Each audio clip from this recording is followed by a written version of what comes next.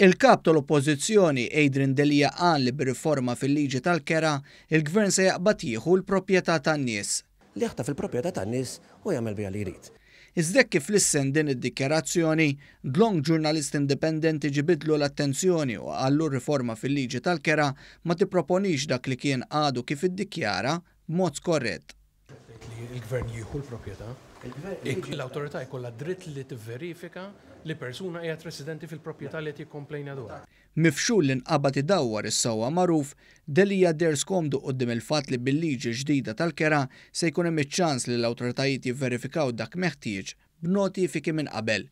Fil-fatt dan sostnuhu wkoll 15 il-laqda li jaħdmu fil-qasam soċjali li saħħu li jekk l-awtorità ta' djar jitneħħilha l-poter li tivverifika li persuna hija fil-fatt residenti fi proprjetà kif qed jissuġġerixxi l-Partit Nazzjonalista, l-abbozz ta' liġi kollu kemmu jispiċċa inutli għax is-sidien ikunu jistgħu jibqgħu għaddejjin jikru mingħajr kuntratti jew b'kuntratti irregolari li ma jiġux irreġistrati. Dwar dan f'intervista li xandret il-ħadd, il-Prim Ministru spjega kif l-oppożizzjoni ta' Delia hija bħal qasba tixxejjer mar-riħ iddur fejn jaqblilha wara li semet l-Assoċjazzjoni tal-Iżviluppaturi titkellem kontra. Dan sa ftit tax-xhur ilu qed jikkritikawna. Għaliex mhux qed niddefendu biżżejjed lill-inkwilin, lil min qiegħed jgħix fil-kera. Għaliex għamilna miżuri illi qed niddefendu lil min jgħix fil-kera, issa qed jikkritikawna li qed nagħmlu miżuri illi huma ibsin wisq mas-sedin tal-kera. Ma dan l-istazzjon imbagħad il-kap tal-Oppożizzjoni kien kostrett li jibla kliemu wara li ġbidnilu l-attenzjoni li fuq il-passi li ħafu il-liġi tal-kera anke wara li vvota favorija fil-Parlament, il-15 laqda fil-qasam soċjali jħossuhom perplessi bil-pożizzjoni li ħa l-Partit Nazzjonalista dwar dak propost fil-liġi tal-kera.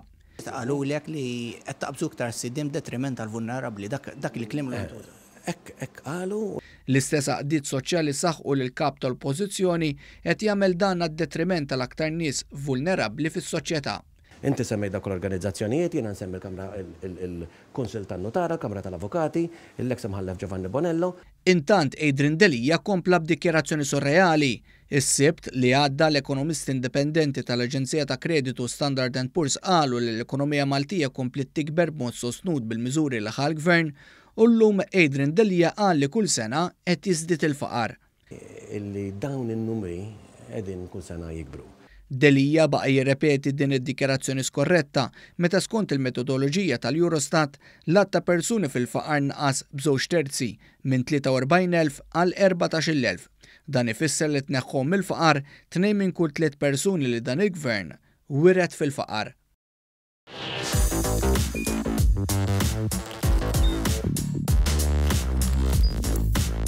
Idħol fuq one.com.mt u hemmhekk tista' tara l-programmi kollha li jxandru fuq One permezz ta' One Play.